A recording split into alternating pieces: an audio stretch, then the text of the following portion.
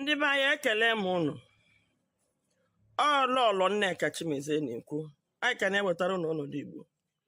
Enwere n'oge m mere vidio na-agwa ndị Igbo na another genocide is loading in Nigeria against ndị Igbo.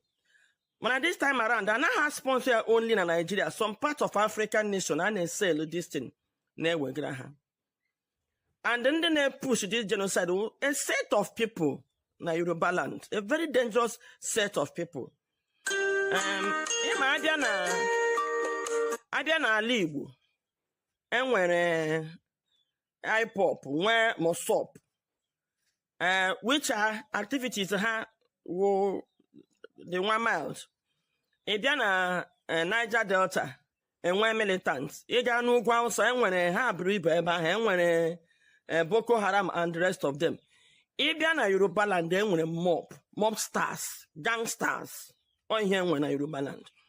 And onye create these gangsters and mobsters, our current president, President Ahmed Tinubu, the leader of these gangsters na Yoruba land. Not all Yoruba. These gangsters, some well-meaning Yoruba men detest these gangsters. And even some well-meaning Yoruba men, these gangsters they attack them as well.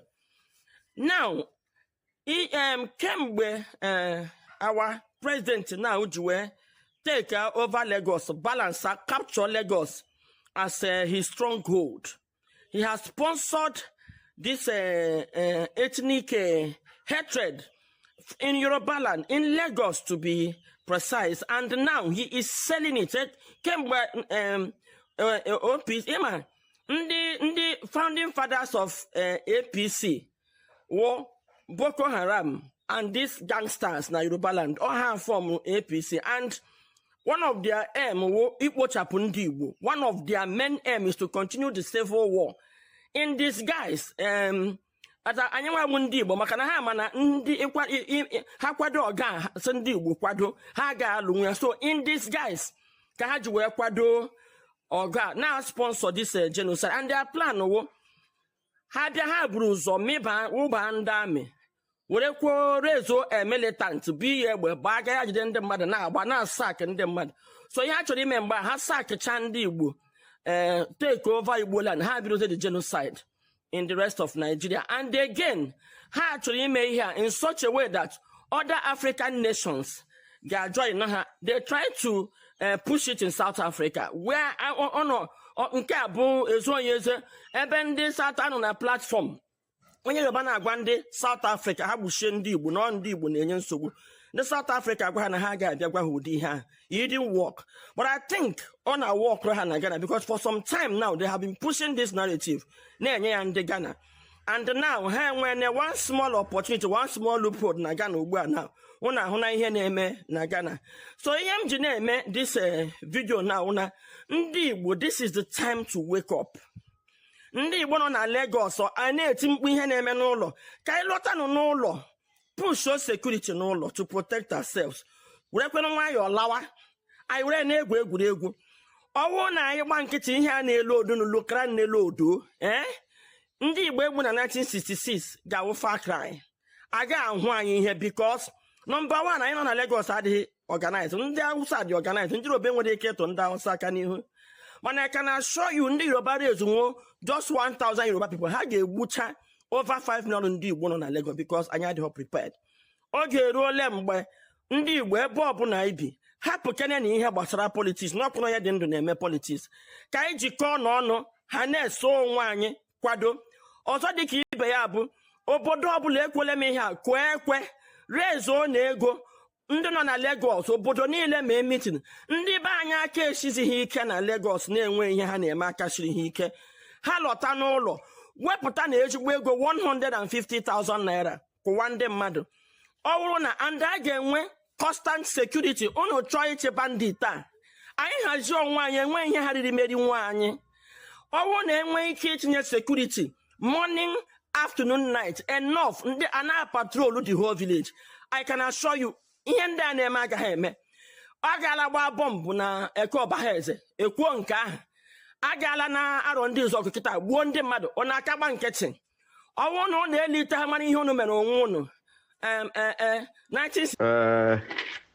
Maazị Chukwuemeka, good morning. Keke ime nwanne m.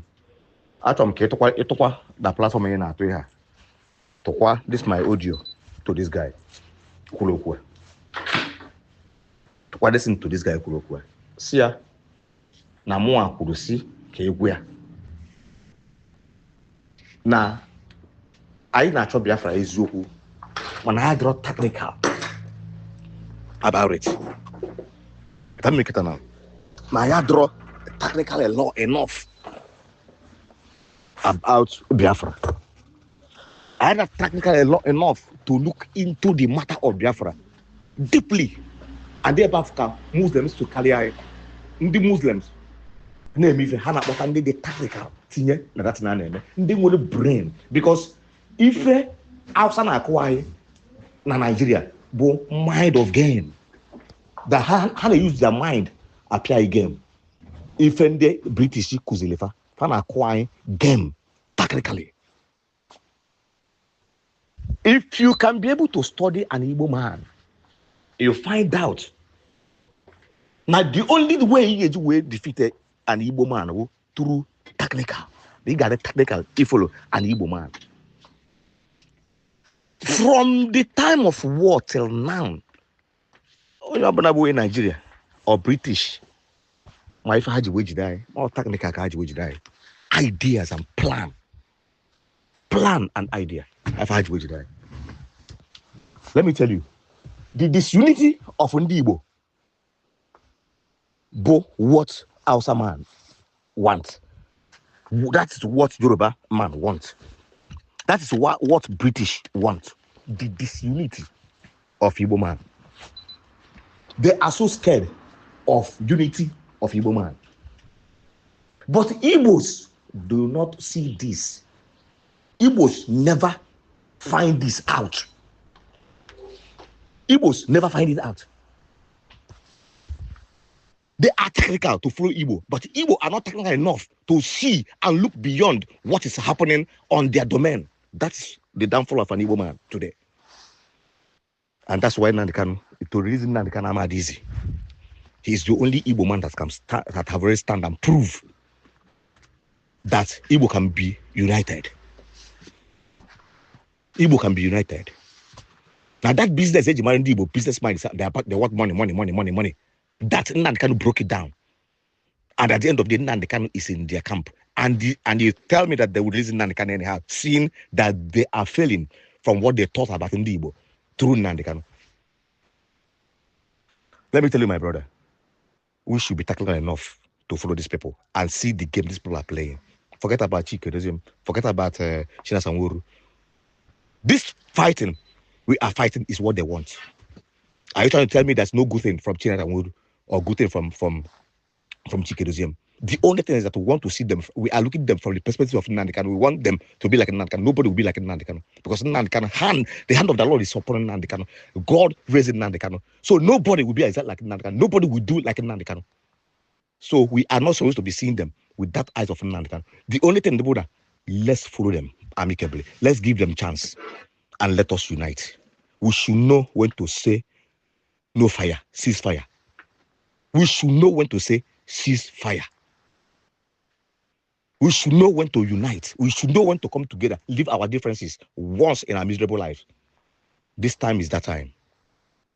I'm going to decide their metia. She doesn't want their metia. Let's give them that chance. Let's give them that chance. Let hear one voice. Let's hear that command voice. Let's obey that command voice. This is not time of without that, they'll be heading Nandekano. And it's not what we want. Let us come together, Obudu for 30 minutes. Let us cease fire, Obudu for 20 minutes. And we will do more better thing and the bigger thing. Because united we stand, divided we fall. This is not time of pointing fingers. It's time of listening and come together once in our miserable life. Chief Eze Udemba. Now, Super Ikenga Prize Award, Super Ikenga Prize Award. You are speaking from the spirit though now, because this is not your way. You are throwing out from the spirits. I will respond, make African American, black people always jealousy and envy. They will never accept when somebody do a good work. I will respond, you're so childish, so frivolous, and so stupid. In a technicalities, you are 1,000,000% correct. Yes. Two things. Yoruba na go any na Nigeria. Akwonye Yoruba ekugie. Akwonye Yoruba na agwa na sisi ya mabo disappointment and conniving and pulling down. You na agwa ha bụ eziokwu but ha chọrọ ige ntị maka na Nigeria anaghị ga onye eziokwu ntị. Yoruba na agọ ihe niile. Left Hausa don't care about Igbo. Yoruba do worried. Igbo can rise. Igbo can so they're doing everything to keep Igbo down. But instead of developing their own people, they want to keep you down. Their greatest fear is unity. Now in a civilian area, unity, including it's called Igbo influence area. Afomundi TV. The TV apologized for the atrocities. I didn't see Igbo respond to it. It was Simon Eba that reached out to them and started training them to defend themselves. When Biafran Liberation Army was there training them, Ngwa IPOB, now CIA map includes Makadi. That river east. CIA map in the American government document. According to the CIA map of Biafra. And they know too. The one thing in a Watu Zemba, they know they do there. Now, idea of Biafra is good. CIA book, the 20. But Nahamara Kahage see uniting the minorities on a flank, Igbo. They didn't call Igbo, they said how to unite a people that so vigorous with those minority. Do you see why Igbo person must always be very careful in those minorities? One is minority. They don't want to challenge him. Minority means not important. You don't know what I say, no, the minor. It means it's not harmful. But people like IPOB cadres, once I say one thing, they cause the whole of Egypt. You're creating division. You are playing into that technicalities and the Britain Lolo. If you can the Fulani book on the minority in northern Nigeria. They have more tribes in northern Nigeria than any other part of Nigeria. Northern Nigeria have up to 60, 70 tribes. There's no tribe in western Nigeria. Biafra have 2, 3, 4 tribes. So why is it difficult for us to put together? Because our politicians always put their own interest ahead of the societal interest. Game Kanaba, like you said it, Aguche. He said their opposition. Where the power is hidden. He will know when a minority at Yenishi. It's in a happy button and control the things. Because the unity is what they fear in civilian arena, like you said. You're